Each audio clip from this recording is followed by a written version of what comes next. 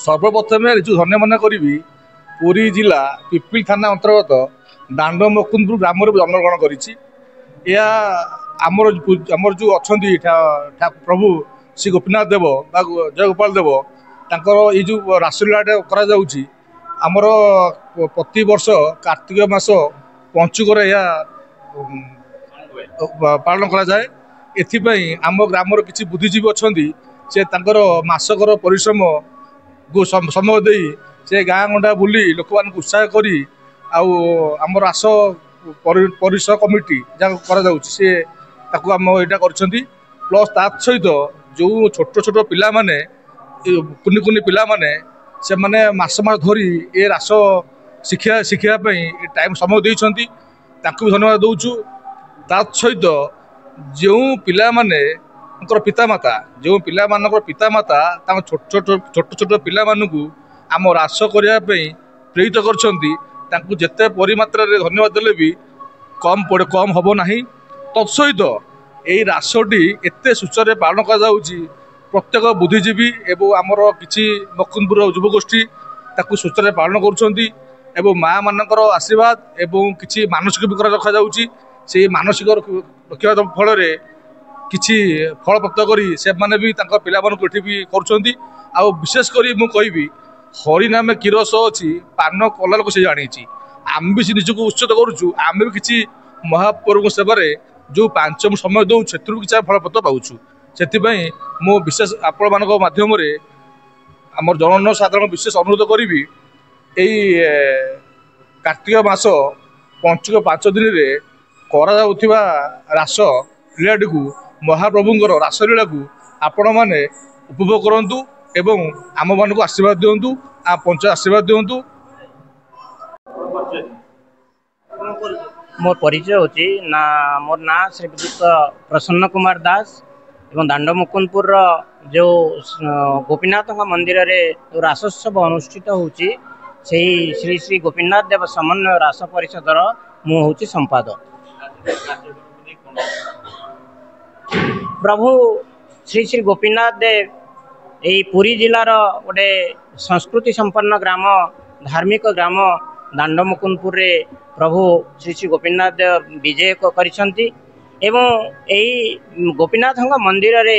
12 मासरे 13 पर्व पालन करा जाउछि। ता मध्यरु कार्तिक मासरे जो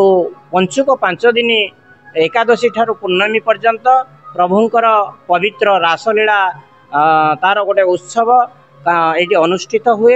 एवं यही रासलीलार जो कार्यक्रम रही दशमी ठारू एक शुभ अधिवास करा जाए एवं एकादशी ठारू पूर्णमी पर्यंत प्रभुंकर जो वृंदावन रे रासलीला तार समस्त प्रसंग को एठी पिला मानकर शिशु कलाकार मानक द्वारा अभिनय माध्यम रे प्रदर्शित हुए। विभिन्न प्रसंग दुर्लभ प्रसंग अच्छी दिव्य प्रसंग अच्छी एवं प्रतिदिन संध्यारे प्रभुंकर चलंती प्रतिमा रास मंडप को विजय हुंती एवं ता परे परे प्रभु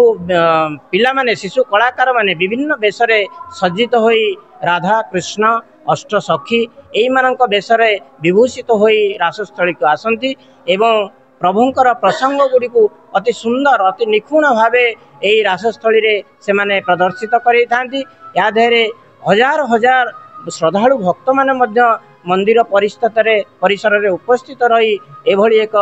देवदुर्लभ दृश्य को समस्ते दर्शन करिथांती प्रभुंकर नाम श्रवण करिथांती प्रभुंकर गुण को कीर्तन करिथांती एवं बहुत सुंदर भावे एई परिवेश आध्यात्मिक परिवेश बहुत सुंदर भावे अनुष्ठित होई आसुची एवं एथिरे ग्रामवासींकर सहयोग रही एवं मंदिर ट्रस्ट बोर्ड मध्य सहयोग रही तेणु आज की प्राय 70 वर्ष धरी यही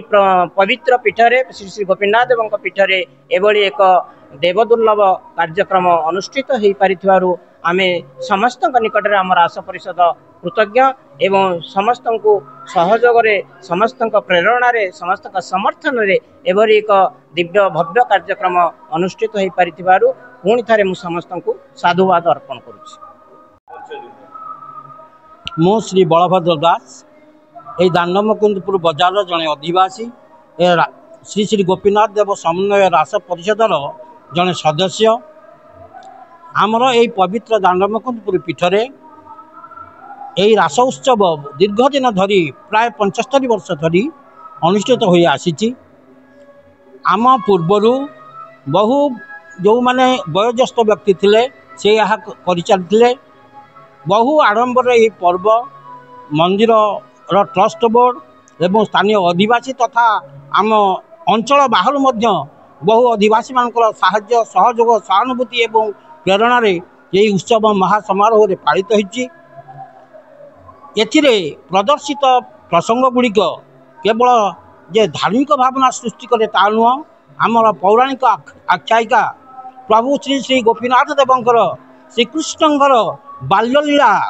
किपरि गोप वृंदावन मथुरा कटिला से सब गुड़िक प्रदर्शित हुए। शिशु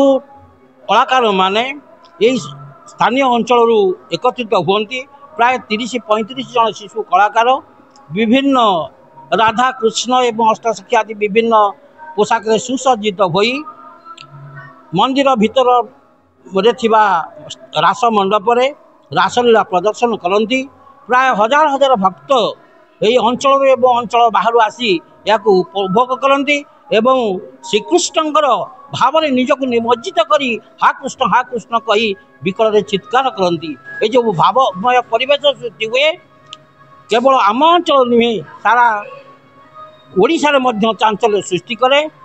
केवल मुकुंदपुर को छाड़देले दांड मुकुंदपुर को छाड़देले आउ कौन ठारे ये रास उत्सव पालन करा जाउ नाही। आमर पूर्व दायाद माने जो माने यही उत्सव को रखी आसी आमे रास परिषद तरफ से पाखे कृतज्ञता जनाऊँ एवं यह आम परपीढ़ी साइज रखापी प्रयास करुचु। जय गोपीनाथ।